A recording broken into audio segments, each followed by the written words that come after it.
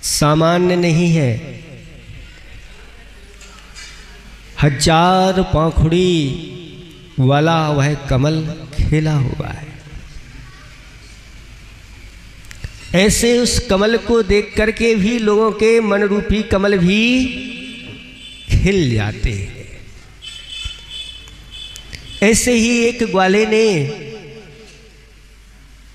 उस कमल को देखा, उसका मन कमल भी खिल गया और सरोवर में वह कूद पड़ा और उस कमल को तोड़ करके सरोवर के बाहर आकर के खड़ा हो गया। जैसे ही खड़ा हुआ कि देखा कि सामने एक और देवता प्रकट हो गया और देवता कहता है,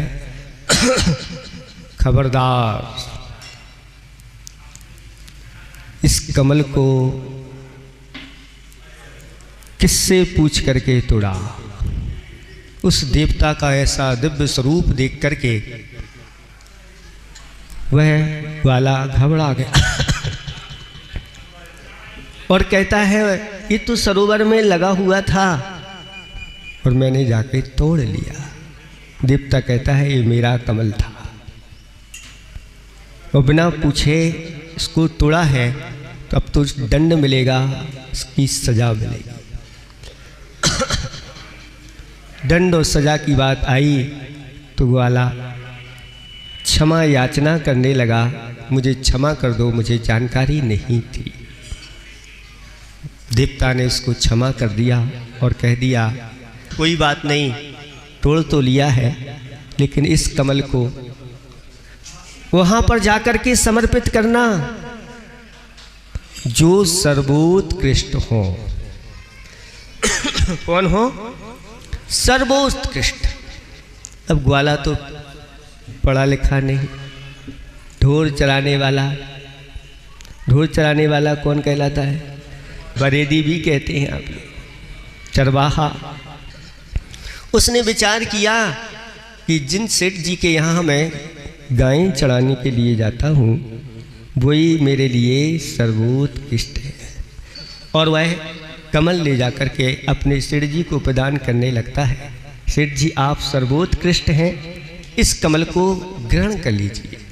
सेठ जी ने पूछा, ये सर्वोत्कृष्ट किसने तुम्हें बताया? तो उसने सारी घटना सुना दी। सेठ जी कहते हैं, रुको, ये मुझे नहीं प्रदान करना, मैं सर्वोत्कृष्ट नहीं। सर्वोत्कृष्ट तो हमारे यहाँ के जो राजा है, जो प्रजा के स्वामी हैं, वो सर्वोत्कृष्ट हैं। ये उनको चल करके अपन प्रदान करेंगे। और राजा के पास पहुँच जाते हैं, कहते हैं, राजन, आप सर्वोत्कृष्ट हैं, आप इस कमल को ग्रहण कर लीजिए। राजा ने जब सर्वोत्कृष्ट सुना तो राजा ने भी पूछा, सारी घटना सुना दी गई। राजा ने कहा, ये मुझे प्रदान नहीं करो। हमारे नगर में जो मुनिराज आए हैं, जिनके चरणों में हम नतमस्तक होते हैं, वह हमारे लिए और हम सबके लिए सर्वोत्कृष्ट है। चलो जाकर के उनके लिए ही यह समर्पित कर दिया जाए। अब ग्वाला, सेठ और राजा तीनों जाते हैं और मुनिराज से कहते हैं, हे सर्वोत्कृष्ट, आपके लिए हम ये समर्पित करना चाहते हैं। तो महाराज ने पूछा, क्या बात है? सारी घटना सुना दी गई। तब महाराज ने कहा, रुको, अभी यहाँ मत चढ़ाना। उन्होंने कहा कि जो जिनालय में हमारे मूल नायक चिंतामणि पारसनाथ भगवान हैं, वही सर्वोत्कृष्ट हैं। उनके चरणों में इस उत्तम वस्तु को समर्पित कर दो।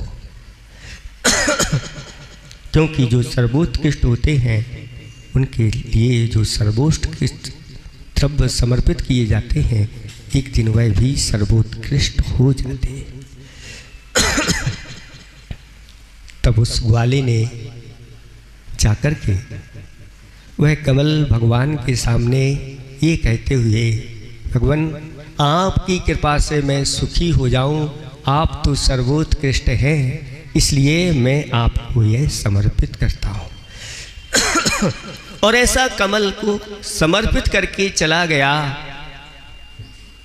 एक दिन वह मृत्यु को प्राप्त हो गया और मरण करके वह अगले भव में उच्च कुल क्षत्रिय कुल में उसका जन्म हुआ। वह राजा करकंडू के रूप में प्रसिद्ध हुआ और उस राजा के अंडर में बहुत सारे और राजा थे और वह उसके मुकुट में हमेशा हमेशा जिन प्रतिमा अंकित रहती थी। ऐसा वह जिनेंद्र भगवान का भक्त राजा बना और उस राजा ने आगे जाकर के संयम को धारण किया, महाराज बना और बहुत बड़े उत्तम पदों को प्राप्त कर लिया। कुछ जानता नहीं था वह ग्वाला, बस इतना कह दिया कि ये ही सर्वोत्कृष्ट है, इनको ये कर समर्पित कर दो, तुम्हारे लिए ये प्राप्त हो जाएगा। जब एक कमल समर्पित करने में ये फल मिला तो फिर आज तो आपके लिए ऐसे चिंतामणि तीन लोक के नाथ के लिए कमल के ऊपर विराजमान करने का सौभाग्य मिल रहा है। इसके फल के बारे में कोई बताना चाहे तो कोई कह नहीं सकता। साक्षात सरस्वती भी आ जाए तो उसके पुण्य का वर्णन नहीं कर पाएगी, इसका पुण्य कितना होगा। शास्त्रों में नीतिकारों ने कहा है कि आपका जो धन है अगर उसको आपने फिक्स जमा कर दिया तो कितना मिलेगा? दूना कितने साल में हो जाता है? लगभग 10 साल में दूना हो जाता है। तो 10 साल में कितना कर लोगे? दूना कर लोगे। उसी को अगर अच्छा कुशल व्यापारी है और अगर व्यापार में लगा दे तो 10 साल में चौगुना कर लेगा। और अगर कुशल कृषक है उतने से वह बीज खरीद करके और उत्तम भूमि में उत्तम बीज को बो दे तो कितना गुना कर लेगा? है आज 10 गुने की आप बात कर रहे हो, पहले पृथ्वी से 100 गुना निकलता था, 100 से भी ऊपर निकलता था। लेकिन पृथ्वी के साथ आप लोगों ने अन्याय किया, उसका दोहन किया, आपने अपनी नीतियां बदल दी, आपके अंदर से दया करना भाव समाप्त हो गया। पृथ्वी भी धीरे धीरे और आपका लोभ ऐसा बढ़ता गया कि एक साथ सारा ही सारा दोहन कर लिया जाए तो आज 10-20 गुना मात्र निकलता है, लेकिन फिर भी ये 20 गुना तो कम से कम यहाँ आज निकल जाता है। लेकिन हमारे आचार्य भगवंतों ने कहा कि अगर उस धन को धर्म के क्षेत्र में लगा दिया तो कितना गुना फल मिलेगा? तो कहते हैं अनंत गुणा फलम स्यात्। ये अनंत गुणा फल को देने वाला ऐसा फल की प्राप्ति होती है। इसलिए महात्माओं एक खाई को है कि पुण्य कर लो, पुण्य कर लो या धर्म कर लो या दान कर लो या पूजा कर लो। मोह माया धोखा है, मोह माया धोखा है, अच्छा मौका है। ये अच्छा मौका, ये मौके बार बार नहीं आते। अब यहाँ पर ये श्री जी एक बार इस कमल के ऊपर बैठ गए, अभी ये कितने वर्षों बाद आप पुनः इस वेदिका और कमलासन पर विराजमान कर रहे हो? सैकड़ों वर्षों के बाद कर रहे हो। और अब अगर ये श्री जी यहाँ पर बैठ गए तो सैकड़ों वर्षों के लिए ये विराजमान हो जाएंगे। और ये कहते हैं कि जो 100 साल प्राचीन प्रतिमा हो जाती है वह अपने आप में अतिशयकारी प्रतिमा। ऐसे अतिशयकारी तीन लोक के नाथ इन पारसनाथ भगवान के लिए आप लोग उच्चासन कमलासन देने जा रहे हैं। एक अवसर आया है। एक सेठ ने एक चित्रकार के द्वारा मंदिर के बाहर एक चित्र बनवाया। चित्र बन करके तैयार है, लेकिन चित्र अपने आप में वह विचित्र था। लोग उसको देख रहे हैं, लेकिन कोई भी उसको पहचान नहीं पा रहा है कि ये चित्र किसका है। चित्र कैसा था? जो चित्र में आकृति बनी हुई थी, उसका जो चेहरा था वह पूरे के पूरे बालों से ढका हुआ था और उसके पैरों में पंख लगे हुए थे। अब आप लोगों को पहचान करना है, अपने इतना तो बता दिया, वह किसका चित्र था। हम बताते हैं वह चित्र किसका है। वह चित्र अवसर का था। किसका था? अवसर का था। क्योंकि जब अवसर आता है तो दबे पांव आता है, और अवसर जब जाता है तो पंख लगा करके उड़ जाता है।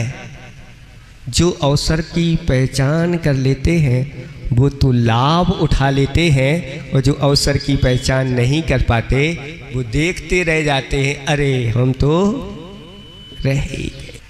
परम तेज तेरे अंदर प्रकट होगा, परम तेजस्वी, परम प्रकाशी। इसलिए पपात्मन इन सब आलस को छोड़ करके सबसे पहले ऐसी क्रियाओं को करना चाहिए। जो जिनेंद्र भगवान की प्रतिदिन अभिषेक पूजन आदि करते हैं, कहते हैं काम दुही काम दाहिनी। ये जिनेंद्र भगवान की पूजा काम धेनु है, सारे मनोरथों को पूर्ण करने वाली है। यह जिनेंद्र भगवान की भक्ति पूजा आराधना दुर्गति का नाश करने वाली है, जीवन को पुण्य से पूर्ण करने वाली है। यहाँ तक कि परंपरा से निर्वाण की प्राप्ति कराने वाली भक्ति पूजन आराधना है। हे बपात्मन, इस पूजन से वंचित मत रहो। ऐसी जिनेंद्र भगवान की पूजा प्रतिदिन अष्टद्रव्य से आप लोग करिए, क्योंकि ये अष्टद्रव्य नहीं, ये तो अष्टम वसुधा की प्राप्ति करने का साधन है। और जो व्यक्ति सारे प्रमाणों को छोड़ करके ये कार्य करता है, उनके जीवन में जो लगने वाला पाप है वह पाप दान और पूजा के माध्यम से धुल जाता है। कितने घंटे हम निरंतर विषय कसाए पापों में लगे रहते हैं, आप स्वयं जानते हैं। मात्र यहाँ तो 1-2 घंटे के लिए आ गए, उसमें भी बहुत दुर्लभ लोग आते हैं, सब नहीं आ पाते। कुछ तो 1-2 घंटे के लिए आते हैं, कुछ आधा घंटे के लिए आते हैं, और कुछ आधी घड़ी के लिए आते हैं, और कुछ आधे मिनट में ही अपना सिर पटका और चले जाते हैं। बहुत दुर्लभ है ये पापों का धोना। इसलिए बात पाओ, ऐसे दान और पूजा की क्रियाओं में निरंतर लगे रहो। कब तक करें महाराज? तो जब धर्म की बात आती है, तब पुण्य की बात आती है, तो कब तक करें महाराज? बहुत गर्मी हो रही है। और जब पापों की बात आती है तो ऐसा कोई भी व्यक्ति नहीं आता, महाराज ये पाप हम कब तक करेंगे, हमारे ये पाप छुड़वा दो जल्दी से। है आप 23 घंटे तक निरंतर पापों में लिप्त रहते हैं, फिर भी घबराते नहीं है। क्यों? क्योंकि अनादिकाल की आदत पड़ी हुई, ये ऐसी आदत पड़ी हुई है कि वही अच्छा लगने लग जाता है। अच्छा, इसीलिए एक दोहा लिखा है, आप लोगों को संसार अच्छा लगता है कि नहीं? लगता कि नहीं? नहीं लगता? किसको नहीं लगता अच्छा? बताओ, अभी हम पकड़े जाएंगे सब। एक हाथ उठा रहे थे, उनने भी नीचे कर लिया कि मैं भी ना पकड़ा जाऊं। अच्छा, इसने बहुत अच्छा दोहा लिखा हुआ है। छार छार भर है भरा रहित सार संसार, मोह उदय से लग रहा सरस सार संसार। इस संसार में क्या भरा है? छार ही छार भरा है। फिर भी इस संसारी प्राणी को यह सरस लग रहा है। खारा पानी अगर उसके लिए मीठा लगने लग जाए तो ये कारण क्या है? खारा पानी तो खारा ही लगना चाहिए, लेकिन खारा भी सरस रसदार लगे। महाराज, खारा भी तो रस होता है ना। और आपसे कहें कि भोजन अच्छा तैयार करके आपके लिए परोसा गया और देखने में भी अच्छा है, सूंघने में भी बहुत अच्छा है, लेकिन जैसे ही गिलास को सब्जी में लगा करके मुख में रखा और मजा बिगड़ गया। क्यों? नमक नहीं था।